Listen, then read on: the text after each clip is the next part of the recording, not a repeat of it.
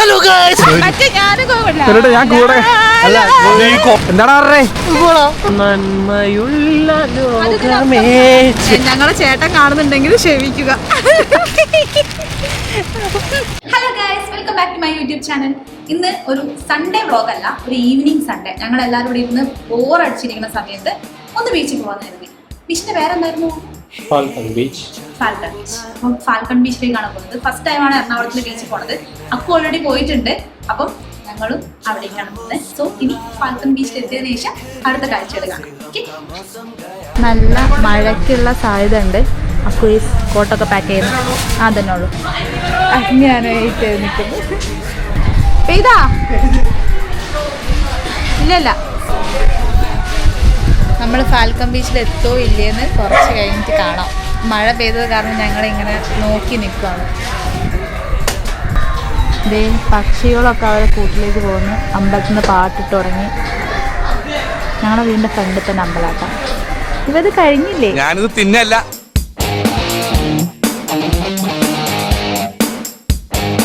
മഴയാണെങ്കിലും ഞങ്ങൾ ഇറങ്ങുകയാണ്.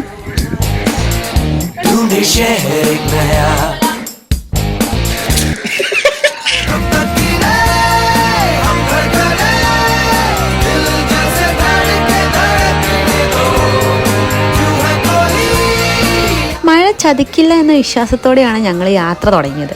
കാരണം എപ്പോഴും വീട്ടിലിരിക്കുന്ന സമയത്ത് ഒരു മടുപ്പല്ലേ. അപ്പം ഞങ്ങൾ യാത്ര തുടങ്ങിയ സമയത്ത് തന്നെ മഴ അത്യാവശ്യം മാറി തുടങ്ങിയെന്ന് എൻ്റെ പൊട്ട ബുദ്ധിക്ക് എനിക്ക് തോന്നി.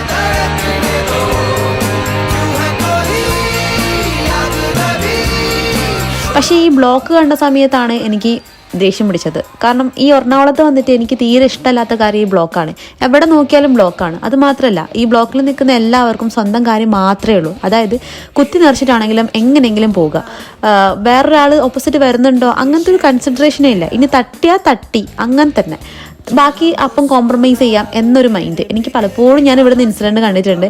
ഞാൻ കുറേ ആക്സിഡൻറ്റ്സ് എനിക്ക് ഇവിടുന്ന് നേരിട്ട് കാണേണ്ടി വന്നിട്ടുണ്ട് എറണാകുളത്ത് വന്നതിന് ശേഷം. പിന്നെ പോയിക്കൊണ്ടിരിക്കുന്ന സമയത്ത് മഴയും കൂടി വന്നാൽ കുശാലായി. കാരണം ഞങ്ങൾക്ക് പാലം കയറുന്ന സമയത്ത് തന്നെ മഴ കിട്ടി. അപ്പോൾ സൈഡിൽ ഒതുക്കിയിട്ട് റെയിൻകോട്ട് ഇട്ടിട്ടാണ് പിന്നെ യാത്ര തുടങ്ങിയത്. എനിക്ക് പോകുന്ന സമയത്ത് അപ്പുറം ഇപ്പുറം കാണുന്ന പല സാധനങ്ങളും അറിയണ്ടായിരുന്നില്ല. ഇവിടെ ഈ കാണുന്നതില്ലേ, ഈ കാണുന്ന ബോട്ടിൽ ഞാൻ കുറച്ച് മുന്നേ വന്ന സമയത്ത് അവിടെ ഒരു ഷൂട്ടിംഗ് നടക്കുന്നുണ്ടായിരുന്നു. പക്ഷെ ഞാൻ കണ്ടില്ല. എനിക്ക് ആ സമയത്ത് ഗോകുവാണ് കാണിച്ചത്. പക്ഷെ ഞാൻ കാണുന്ന സമയത്തേക്കും ആ ആക്ടേഴ്സൊക്കെ ഉള്ളോട്ട് പോയിട്ടുണ്ടായിരുന്നു. അപ്പോൾ അതുകൊണ്ട് എനിക്ക് ഡീറ്റെയിൽ ആയിട്ട് കാണാൻ വേണ്ടി പറ്റില്ല, ആരാണ് എന്താണെന്നൊന്നും. ഗോകുലും കാണാൻ വേണ്ടി പറ്റില്ല, കാരണം അവർ ഹറിബറിയിലായിരുന്നു. मीठी बातें हर एक अजनबी से हो, भूले हम भी जो सारी फिक्रे, लम्हा लम्हा खुशियां बिखरे.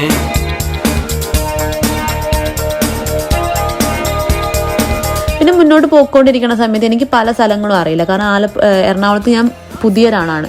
ആലപ്പുഴയാണെങ്കിലും എറണാകുളം ആണെങ്കിലും എനിക്ക് പുതിയ സ്ഥലങ്ങൾ തന്നെയാണ്. ഞാൻ പലപ്പോഴും അവിടെ നിന്ന് ഇങ്ങോട്ട് ബൈക്കിൻ്റെ ബാക്കിൽ കയറി ഇരുന്നിട്ടുള്ള കാഴ്ചകൾ കാണുക എന്നല്ലാണ്ട് അതിനുള്ളിലേക്കുള്ള ഈ സ്ഥലം എന്താണ്, അല്ല ആ സ്ഥലം എന്താണ്, നമ്മളിപ്പം കടന്നു വന്നിരിക്കുന്ന പാലം ഏതാണ്, അതുപോലും എനിക്കറിയില്ല. ഞാൻ അങ്ങനെയാണ് ഞാൻ പോയിക്കൊണ്ടിരിക്കുന്നത്. ഞാൻ അറിയാൻ ശ്രമിക്കാറുമില്ല. പക്ഷേ ഗൂഗിളുള്ളത് കൊണ്ട് ആ ബൈക്കിന് ബാക്കിൽ കയറി ഇരുന്നിട്ടുണ്ടെങ്കിൽ എനിക്ക് എൻ്റെ ഡെസ്റ്റിനേഷൻ എത്താമെന്ന്. പക്ഷെ അതൊക്കെ മാറ്റേണ്ട കാര്യങ്ങളാണ്. പക്ഷെ ഞാനത് ശീലമായിപ്പോയി. എനിക്കത് ഭയങ്കര ഇഷ്ടമാണ്.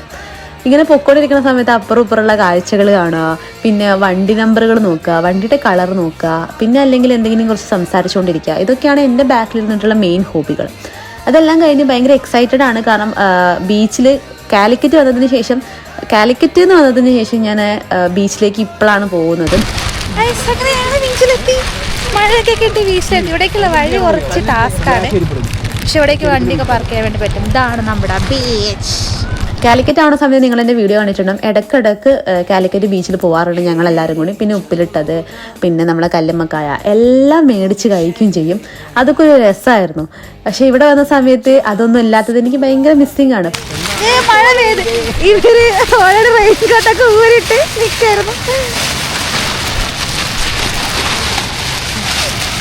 ഞങ്ങള് റെയിൻകോട്ടൊക്കെ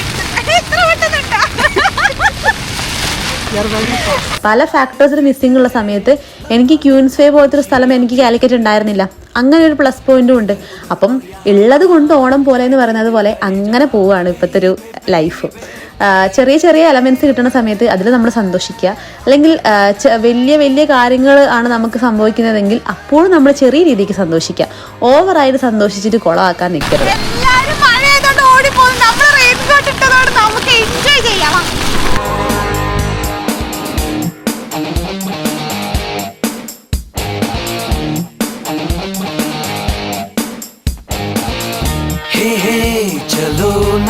അങ്ങനെ ഞങ്ങൾ ബീച്ചിലെത്തിയ സമയത്ത് ഈ വഴികളൊന്നും ഞാൻ ക്യാപ്ചർ ചെയ്തിട്ടില്ല. ഭയങ്കര ബുദ്ധിമുട്ടായിട്ടുള്ള വഴികളായിരുന്നു. പിന്നെ ഞാൻ എക്സ്പെക്ട് ചെയ്തിട്ട് ഇത്രയും മോശമായിരിക്കുന്നത്. അതുകൊണ്ട് ഞാൻ ക്യാമറ ഒന്നും ഓൺ ആക്കിയിട്ടുണ്ടായിരുന്നില്ല. പിന്നെ അവിടെ എത്തി നമ്മൾ ബൈക്ക് പാർക്ക് ചെയ്യുന്ന സ്ഥലത്ത് നമുക്കൊരു ബാഡ് സ്മെല്ല് ഉണ്ടായിരുന്നു. അവിടെ എന്തോ ചാണകം എന്തോ കൊണ്ടിട്ടതിൻ്റെ ബാഡ് സ്മെല്ലും. അങ്ങനെയൊന്നും ശരിക്കും ചെയ്യരുത്. കാരണം നമ്മുടെ ബീച്ച് അല്ലെങ്കിൽ നമ്മുടെ പല എലമെൻറ്റ്സ് എന്ന് പറയുന്നത് ടൂറിസത്തിന് ഭയങ്കര സ്കോപ്പുള്ള സാധനങ്ങളാണ്.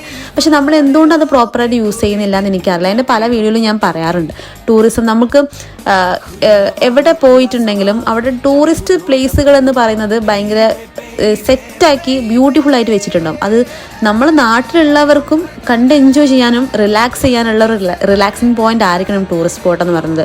പൈസ മേടിച്ചോ, എത്ര പൈസ മേടിക്കുന്നതുകൊണ്ട് കുഴപ്പമില്ല. അത് മെയിൻറ്റെയിൻ ചെയ്യാനുള്ള പൈസ മേടിക്കണം എന്നില്ല. ടാക്സ് എന്ന രീതിക്ക് പല പൈസകളും മേടിക്കുന്നുണ്ട്. അത് രീതിക്ക് നന്നാക്കാം. അല്ലെങ്കിൽ ടൂറിസം ഡെവലപ്പ് ചെയ്തിട്ടുണ്ടെങ്കിൽ നമ്മളെ നാടിനും നല്ലതാണ്, അല്ലേ?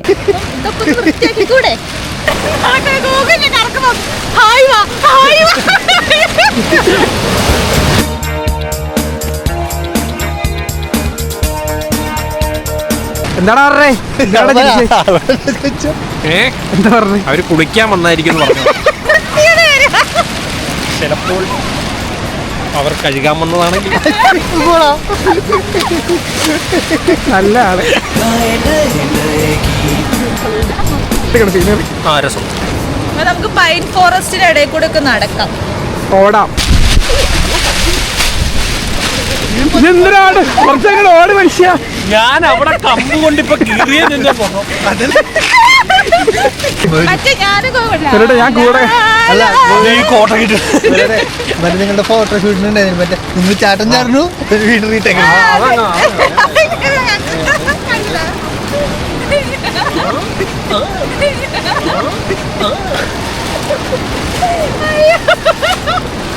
അങ്ങനെ എടുത്തിട്ട് വരുന്ന ഔട്ട്പുട്ട് എന്തായിരുന്നു? അത് കണ്ടപ്പോ ഞാനും അതേപോലെ കോമഡിയാണ്. ഞങ്ങളെ ചേട്ടൻ കാണുന്നുണ്ടെങ്കിൽ ക്ഷമിക്കുക. ചേട്ടൻ കാണണം, ചേട്ടൻ കാണണം. ഉള്ളോട്ട് പോണം. പുറത്തേക്ക് ചാടുമ്പോ പുറത്തേക്ക് ചാടണം. ശരിക്കും ഈ ബീച്ചില്ലേ, നമ്മളെ കോഴിക്കോട് ബീച്ചിൽ അത്ര ക്രൗഡഡ് ഒന്നുമല്ല. അപ്പൊ എന്തെങ്കിലുമൊക്കെ ബോളോ അല്ലെങ്കിൽ എറിയുന്ന സാധനമൊക്കെ ഇല്ലേ, അങ്ങനത്തെ അടുത്ത് വന്നിട്ട് നമ്മൾ കളിക്കായിരുന്നു. അത് മറിച്ചിട്ടല്ലേ? പറയടാ, ജസ്റ്റ് പറ. ഹലോ ഗായ്സ്, നീ പറ. അങ്ങനെ ഒന്ന് പറഞ്ഞ പറ.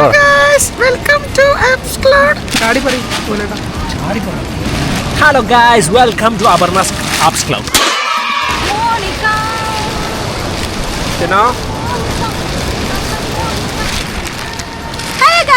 Welcome to apps cloud. കളിക്കാം, അത് തന്നെ ഐഡന്റിറ്റി സ്റ്റെപ്പാണ്. കളി നോക്കട്ടെ. ഞാൻ ഇങ്ങോട്ട്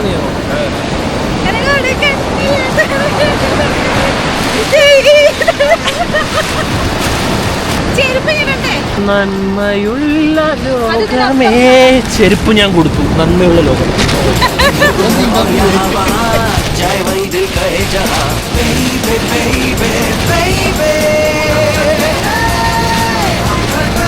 മഴ നനയാതിരിക്കാൻ വേണ്ടി ഹെൽമെറ്റ് സൂക്ഷിച്ച് വെച്ച 2 ഹെൽമെറ്റും കാണിച്ചു തരാവേ. മഴ നനയാതിരിക്കാൻ വേണ്ടി അവർ സൂക്ഷിച്ച് വെച്ചതാണ്. ഗോവൻ ബീച്ചുകളിലൊക്കെ കാണുന്ന പോലെ തന്നെ ഈ ബീച്ചിലും പശു ഒക്കെ ഉണ്ട് കേട്ടോ. അതുകൊണ്ട് പശു ഇതുകൊണ്ട് ഫ്രെയിമിൽ ഒരു ബീഫ്. ഇവിടെ ഭയങ്കര സ്മെല്ലാട്ടോ. ഇവിടെ ഈ ചളിയുടെ ഭയങ്കര സ്മെല്ലാണ്. കാരണം നീ പക്ഷെ നമുക്കാണ് നമ്മൾ പറയാം. അപ്പം ഗൈസ്, നമ്മുടെ ബീച്ചിൻ്റെ പേരെന്ത്? ബീച്ചിന്റെ പേരടാ ഫാൽക്കൺ ബീച്ച്. അപ്പം ഗൈസ്, ഇതൊക്കെയാണ് നമ്മുടെ ഫാൽക്കൺ ബീച്ചിലെ കാഴ്ചകൾ. ഇപ്പം കുറച്ച് തിരക്കായി. ഞങ്ങൾ വന്ന സമയത്ത് അത്ര തിരക്കുണ്ടായിരുന്നില്ല. മഴയും ഏകദേശം പോയി തുടങ്ങി. അപ്പം കൊച്ചിയിലുള്ളവരാണെങ്കിൽ ഒരു ബീച്ച് എക്സ്പ്ലോർ ചെയ്യണമെങ്കിൽ ഇവിടേക്ക് വന്നോളൂ. നല്ല ബീച്ചാണ്. ഞാൻ പറഞ്ഞില്ല, നേരത്തെ ആ ഒരു കച്ചറകളൊക്കെ ഉണ്ട്. പക്ഷെ നമ്മുടെ കേരളത്തിൽ എല്ലാ ബീച്ചിലും ആ കച്ചറ ഉണ്ട്. പക്ഷേ അടിച്ചു പൊളിക്കാൻ വേണ്ടി പറ്റും. ഫ്രണ്ട്സായിട്ട് വരാം അല്ലെങ്കിൽ ഫാമിലി ആയിട്ട് വരാം. അപ്പോൾ അടുത്ത വീഡിയോയിലേക്ക് കാണുന്നതായിരിക്കും. ബൈ.